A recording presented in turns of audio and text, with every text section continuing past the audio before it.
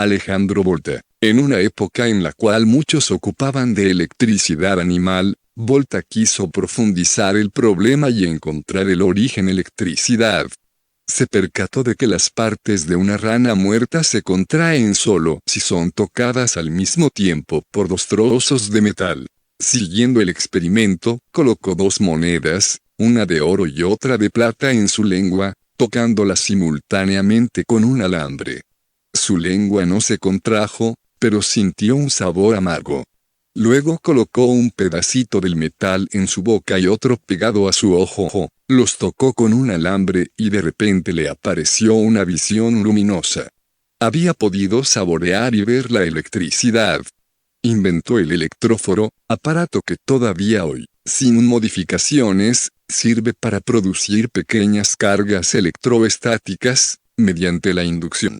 Con su electroscopio de condensación pudo demostrar la existencia de la electricidad en el vapor y en el humo resultante de la combustión del carbón. Siguió experimentando con metales para encontrar un aparato que produjera la mayor fuerza electromotriz o voltaje y llegó finalmente a la pila, o batería, que lleva su nombre, en 1800. Gracias a él la corriente eléctrica, por vez primera, corría por un alambre, de manera continua. En 1881 el Congreso Internacional de Electricidad dio el nombre de voltios en su honor, a la unidad de fuerza electromotriz. Las aplicaciones de la electricidad en nuestro siglo y su inmensa importancia deben su nacimiento al invento de este estudioso italiano. Alessandro Volta, nació en Como, Italia, en 1745, de noble familia. Uno de sus primeros descubrimientos fue el metano. Su fama se difundió rápidamente en toda Europa y fue nombrado, en 1779, profesor de física en la Universidad de Pavía y miembro de las principales academias europeas. Napoleón Bonaparte lo nombró senador del Reino Itálico, lo asignó, como profesor a sueldo completo, aunque diera una sola clase por año, a la Universidad de Padua y mandó acuñar en Francia una moneda de oro en su honor. Finalmente Volta se retiró a Como donde murió en 1827. Pedro Simón Laplace, su primer trabajo de importancia, en el campo de la ciencia, fue la aplicación de las matemáticas para explicar el misterio de las desviaciones de los planetas de sus órbitas. Algunas veces se adelantaban, otras se atrasaban, como en el caso de Júpiter y Saturno, y ningún científico, incluyendo a Newton, había podido explicar el fenómeno. Laplace ideó una teoría, corroborada por sus cálculos matemáticos, demostrando que estas desviaciones eran normales y, con el tiempo, se irían corrigiendo. Sucesivamente aportaba luz a los problemas relacionados con las mareas, la trayectoria de los proyectiles, los anillos de Saturno, etc.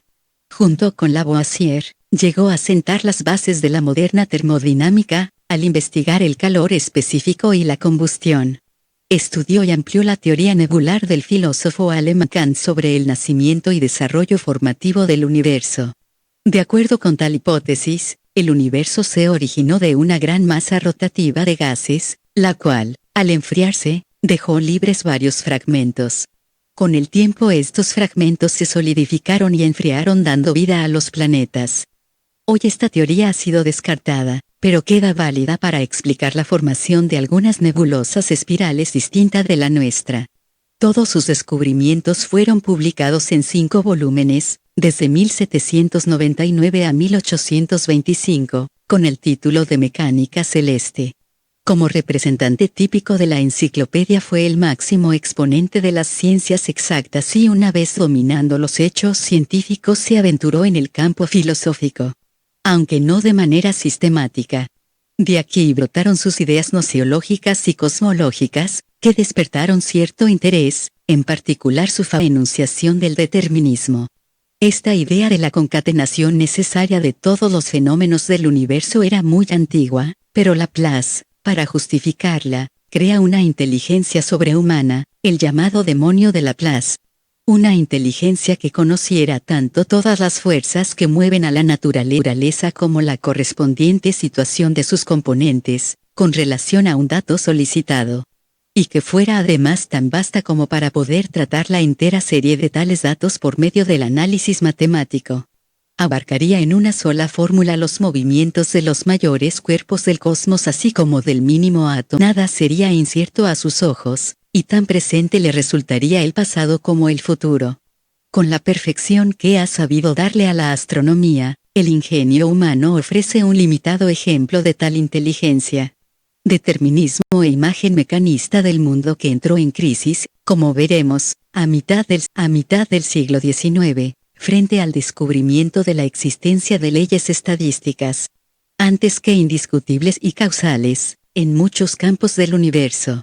Bohr, en el siglo XX, criticaba así el determinismo. Solo deseo hacer notar aquí que el determinismo en las teorías del campo me parece de muy escaso significado. Para ilustrar la potencia de la mecánica, Laplace inventó un supermatemático capaz de prever el futuro del mundo siempre que se le proporcionara las posiciones y las velocidades de todas las partículas en un solo instante.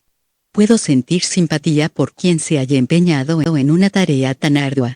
Pero ciertamente sentiría compasión por él si debiera no solo resolver las numerosas ecuaciones diferenciales ordinarias del tipo newtoniano necesarias para tal tarea, sino también las ecuaciones diferenciales a derivados parciales de la teoría del campo cuya particularidad son las partículas. Pedro Simon Laplace, Pierre-Simon Laplace, nace en Beaumont-en-Auge, Normandía, Francia, en el año de 1749.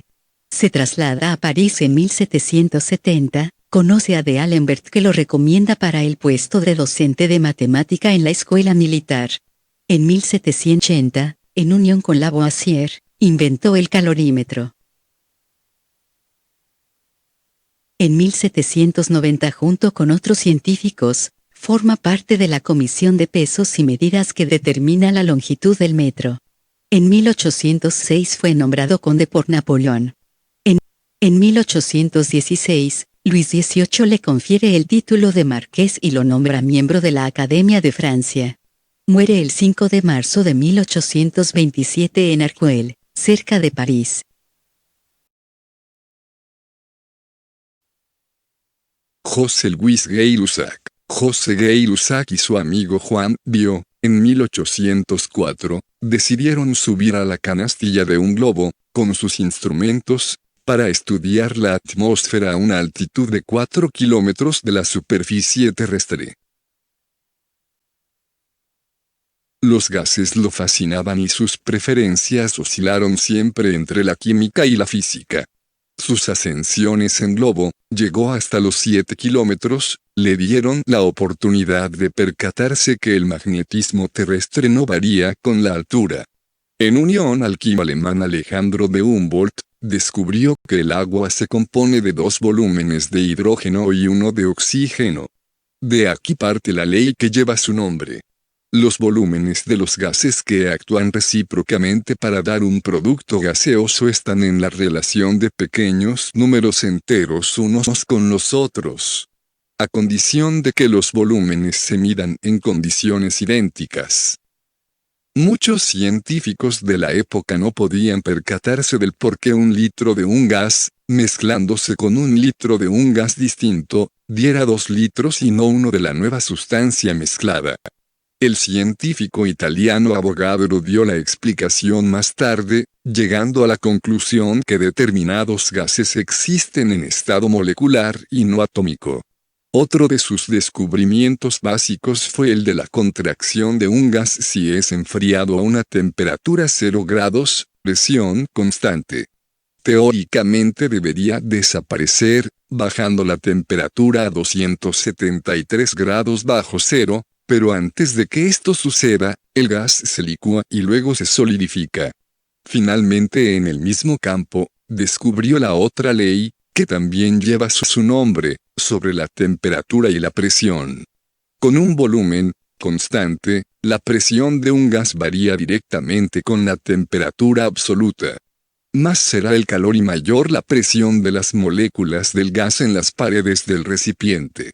José-Louis Gay-Lussac, Joseph Louis Gay-Lussac, nació en Saint-Léonard, Francia, en 1778.